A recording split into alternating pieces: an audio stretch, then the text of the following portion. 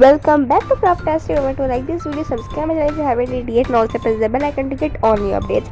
Let us begin our today's video, and our today's video is homemade necklace. And so guys, today it is day 4 of 5 days of paper jewelry. So first of all, take over any color sheet. I am taking white color.